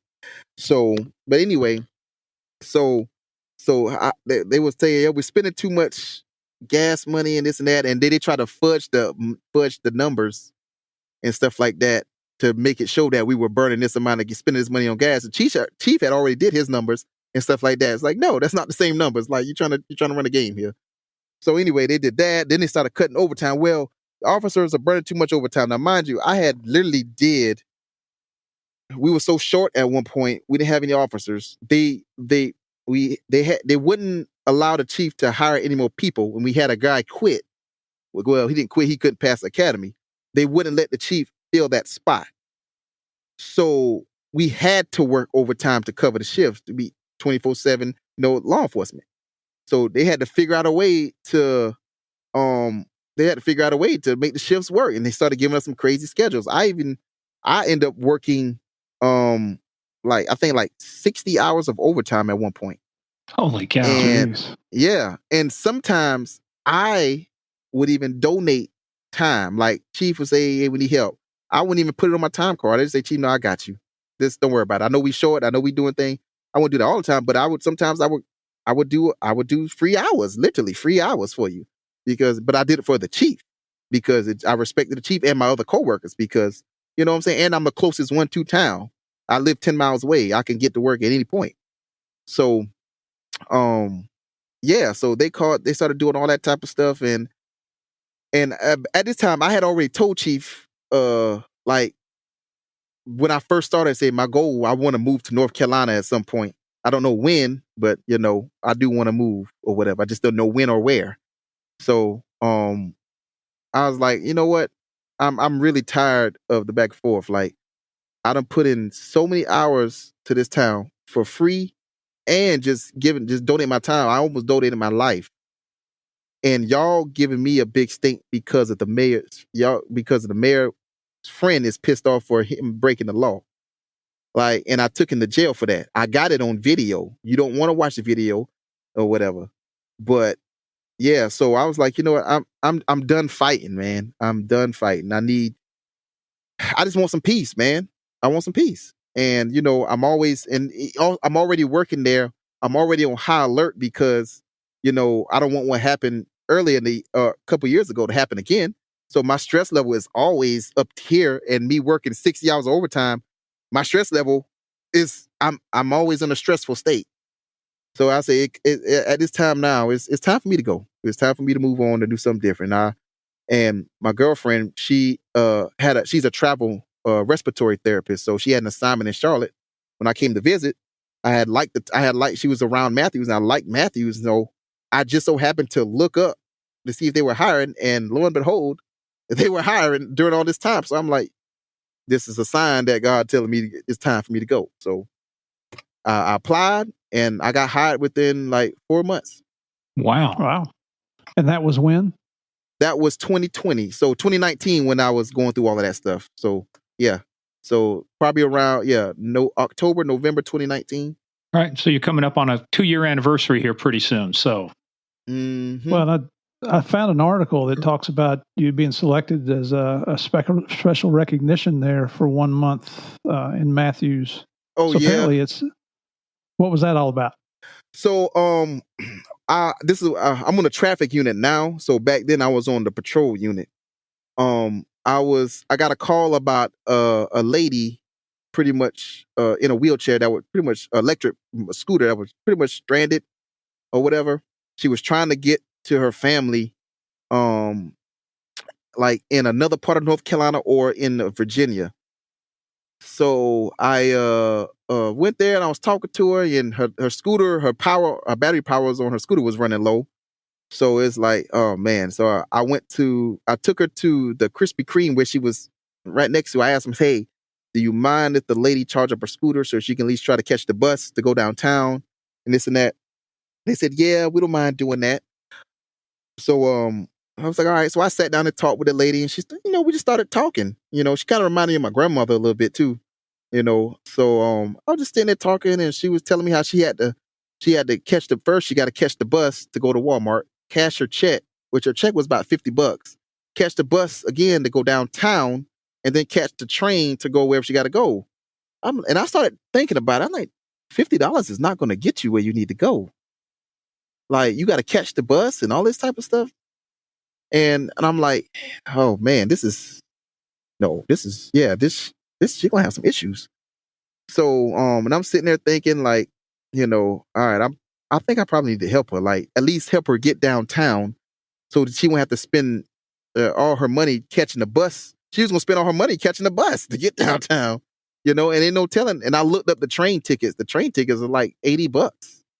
So she was already in the negative. So I'm like, in the hole. Yeah. So I'm like, so I told her, and I was about to get off work too, and whatnot. So I live in town. So I was like, ma'am, just keep charging up your scooter. I'm about to get off. I'll be right back, or whatever. She said, okay, or whatever. I'm come back and talk to you. So she so I got off work. I took my patrol car home, and then I got my personal car, went back up to Krispy Kreme. And, I told her, I said, man, well, listen, I'm gonna get you where you need to go. I said, I'm gonna drive you down to downtown or whatnot. So, and whatnot. So, that's what I want to do for you. At least get you downtown. Now, she didn't really want to ride with me because she was uncomfortable. She didn't know me. Even though I was a police officer, she didn't know me. Understandable. And I didn't mind. I said, you know what? All right, since you're not comfortable riding me, that's what I'll do. And she had like a couple suitcases too with her. So, I was like, this is what I'll do. You catch the bus. I'll wait with you here. You catch the bus. I get you on the bus. I'll put your suitcases in my car, and I'm gonna follow the bus downtown. So I did that. She caught the bus. It started raining too, so I was outside at the road holding an umbrella over her head too, or whatever, and wait for the bus. And the bus came, got her on the bus, put her suitcase in my car, drove and followed the bus all the way downtown. And when she got downtown, she had to still switch and go to the train station.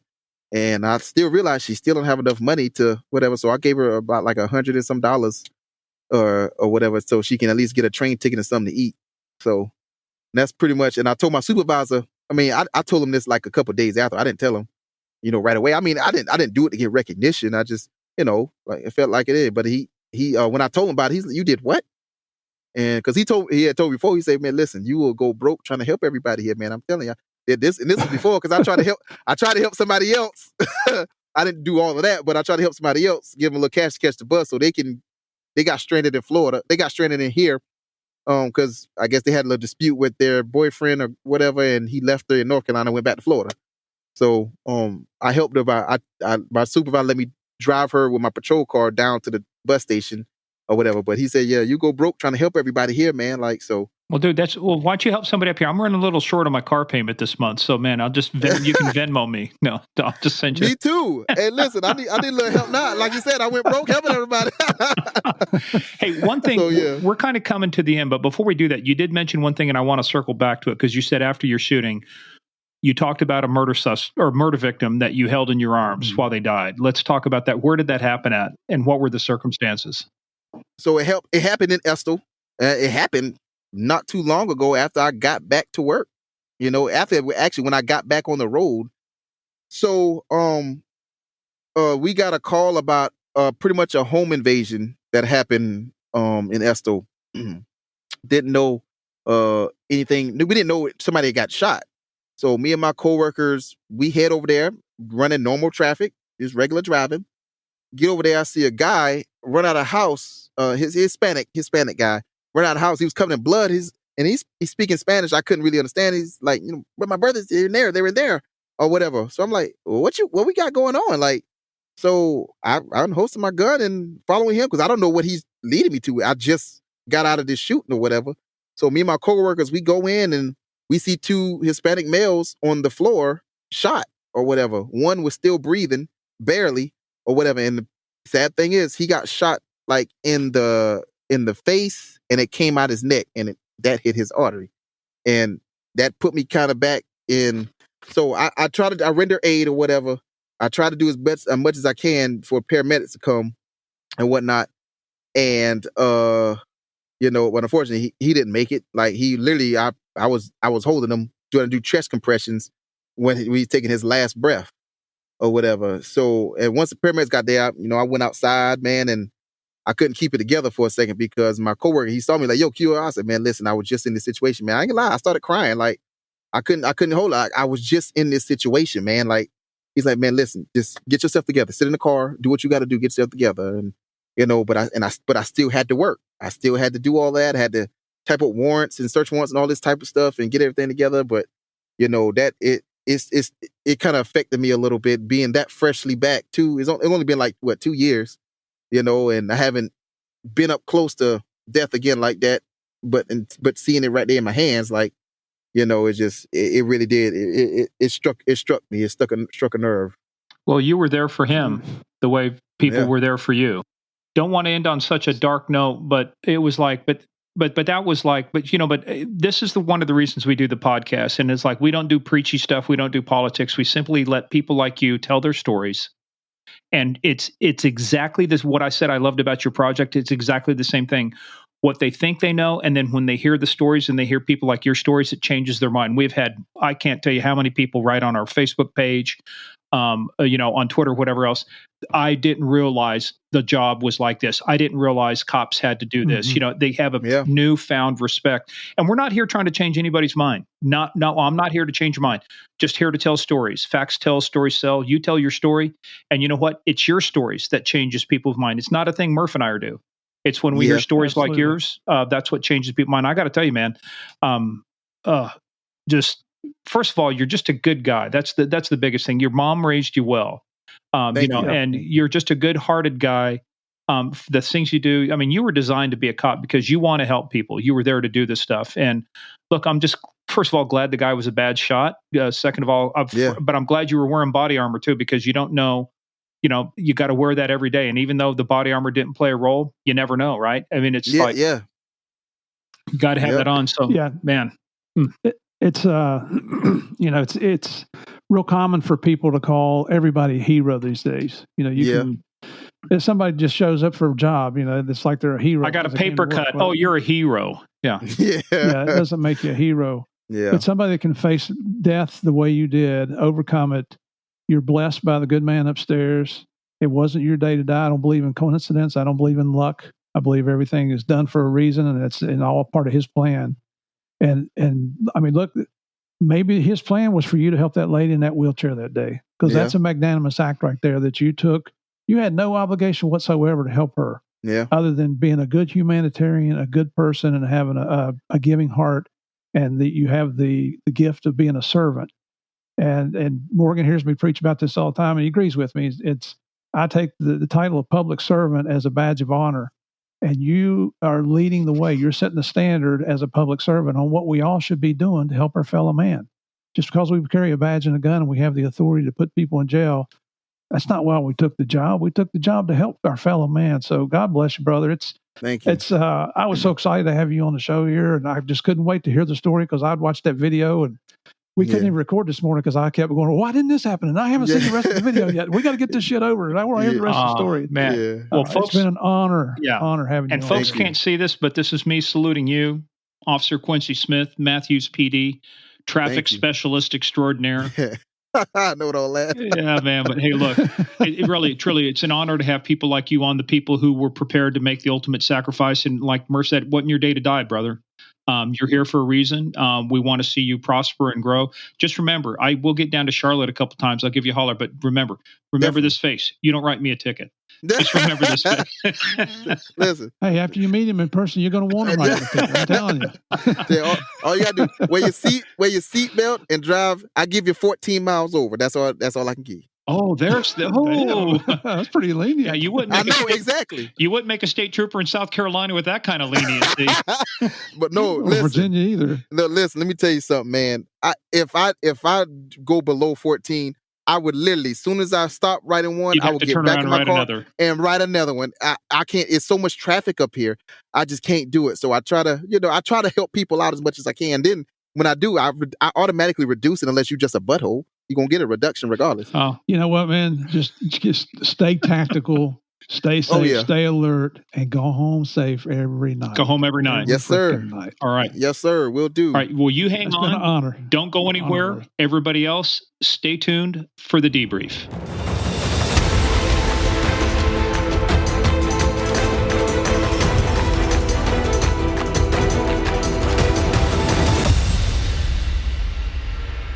I grew up in a small town.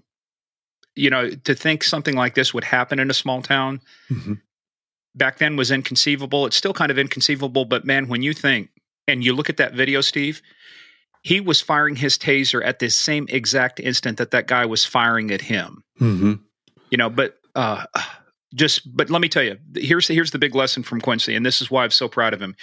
He did not try to sugarcoat it. He did not try to say, well, it wasn't he said, no, I brought that sense of complacency from working in a university environment into a police environment. And he will tell you, number one lesson, don't be complacent. And I just, God bless this kid, here we go again, half our age. But yeah, as we said in the intro, anybody half our age is a kid, which is most of them now. Quincy's like a third of my age. Oh, he's 40? Anyway, that's math, Murph. That's advanced math. That's I got my shoes off. I'm counting right now as you're talking. Okay. Or you're going to need 2 extra toes for that. No, but anyway, I mean, just God bless this kid, and he just still full of life, just his sense of humor, and like I said, the best part about this, I can feel for him, having to just have the humbleness and get rid of your ego to have somebody wipe your ass for you. Oh yeah, yeah. Well, and here's the thing about Quincy. Like you said, he didn't sugarcoat. He laid out there what he did wrong, but he did that for the purpose of learning from his mistakes and also teaching others. Don't become complacent. One of the guys we had, Lou Velosi, who's been on the show here with us, and he was in San Diego with us. At the end of his presentation, talks about priorities, and that's what Quincy's done here, man. So he's hero. And here's another thing. To avoid that situation, all the assailant had to do was stop. That's all. Quincy wanted to talk to him, find out what's going on. But you saw what happened. You heard what happened there. So many of these incidents could be avoided if people would just stop. But, it's with what's going on in society today, everybody's like, well, I can do whatever the hell I want to do. Well, you can spend the rest of your life in prison too there, big boy. Which is good for somebody like him. The other thing too, shout out to the citizen who came up there and helped him. Mm-hmm. Too many times people want to sit and just record stuff on their phone and do stuff. But, shout out to the citizen who went up there and helped Quincy as well too. And just, the bad part too, Murph, his parents, family members were listening on the scanner because it's a small town. Mm-hmm. To have your family show up to something like that too. Yeah. Oh man, that's tough. When I was back in the 70s, I was a city cop. I got in a fight with a guy on the street. Couldn't get to the radio to call for help. We were at a stalemate. We were grappling all over the ground, and both of us were so tired. Neither one of us would let go. When you're carrying a weapon, you always have to be cognizant. Is somebody trying to steal your weapon? And a citizen came by and helped me out. Man, that was my best friend for life. We got him recognition from the chief of the police, and it came out in the newspaper. No better feeling than when a citizen comes up and offers to help when you're needing it. I mean, it's lonely being out there. Yeah, the next best feeling is hearing those sirens coming as your backup. Oh, yeah. So yeah. Anyway, all right, guys. Well, hey, this brings to an end. Like I said, this was such a great episode. And again, a hats off to Quincy. Brother, stay safe up there. You're doing well. You're doing the Lord's work. Just as he said, don't be complacent. So if you enjoyed that podcast, you've enjoyed this 2-part episode, Steve, we went back to 2 parts. So yes, we did, because our listeners wanted it. Thank y'all. It's fans first, man. Whatever you guys want, that's what we want to make this a great experience for you guys. So if you enjoyed that, head on over to Apple Podcast, hit that 5 stars. Also, go to Spotify, hit those 5 stars too. It's magic. We don't know how it's done. It's Disney. It's David Copperfield. It's all those good things rolled into one. We just know it works. Also, head on over to GameOfCrimesPodcast.com for more info about the show. We'll update it. We'll add merch, books, again, things like that. Follow us on the social media at Game of Crimes on Twitter, at Game of Crimes Podcast on Facebook and the Instagram. But where you got to be is PayPal.com. And like I said, we will be Patreon. Patreon. Now, first of all, we go to PayPal.com if you want to. Sorry, we're tired. Oh, I mean, even though I got some sleep. Yeah, but just PayPal.com, Game of Crimes Podcast at gmail.com. Use that, or PayPal.me/Game of Crimes. But now, where you got to be. Be both places, but at least be on Patreon. And like I said, we will be releasing in the next couple weeks at the Guardian of the Realm and Warden of the Throne levels only, is the Real DEA Narcos on the Real DEA Narcos Cali edition. 15 episodes. The final episode is a 2-hour-long finale. It is, I'm telling you, Steve, between what we did with you and JP and what we're doing with Chris and Dave, it is the most complete history of the cartels, the Medellin and the Cali cartel, I think, ever put together anywhere. Yeah, and one other thing to mention here is those on Patreon. We have the series "You Can't Make This Shit Up." While we were in San Diego, an officer came up and told us a story, and we recorded it. So you're going to hear it. We will be playing that live the middle of this month. So it'll come out like around June 15th or June 16th. We will put out You Can't Make This Shit Up. We actually have a live story from someone who was there. And let me tell you what, after listening to the story, you're going to say, nope, you can't make this shit up. It's good stuff. So, hey, everybody, thank you so much for hanging in here with us, for giving your opinion of things. We're here to try to make you happy and provide what you want to hear. So thanks for logging in when we have questions, and God bless y'all. You just almost said we're from the government. We're here to help. I'm not going to say that. Not anymore. Hey, guys, so hey, thank you. And we really appreciate it, guys. Thank you so much for all your support. Thank you for weighing in. We're going to do as hard as we can. A lot of it's driven by the guests. Oh, one teaser. And this, Steve, I just made a command decision because you and I actually talked about it. We actually have been introduced to somebody who was a victim of human trafficking. Oh, yeah. This is a story so incredible. We're getting it set up. We hope to get it done. We'll let you guys know. But this is one of those episodes when we do that. We probably will not be doing anything funny or humorous. No small town police, because this is one of those episodes. It deserves the respect of this is a victim of crime. Yeah, and we want to make sure. And let me tell you. We got this from the Southern California Gang Conference. So if you think this stuff is good now, we're elevating our game, and this will be a big episode for us. You know, I met her out there a few years ago when we were at the same conference, and her story is horrific, but it shows you what can happen out there in the world, man. This is not a safe place, no matter where you go. And this person was not involved in a life of crime. This person wasn't a vulnerable member of society, wasn't on the fringes and stuff. This was a person who was groomed, let's say. We'll just say groomed and recruited in a very nefarious and scary way. So we leave it at that. But we got a lot of good stuff coming up for you. But the only way you can find out what we got coming up for you is you have to stay tuned and you have to keep playing the biggest, baddest, most dangerous game of all, the Game of Crimes.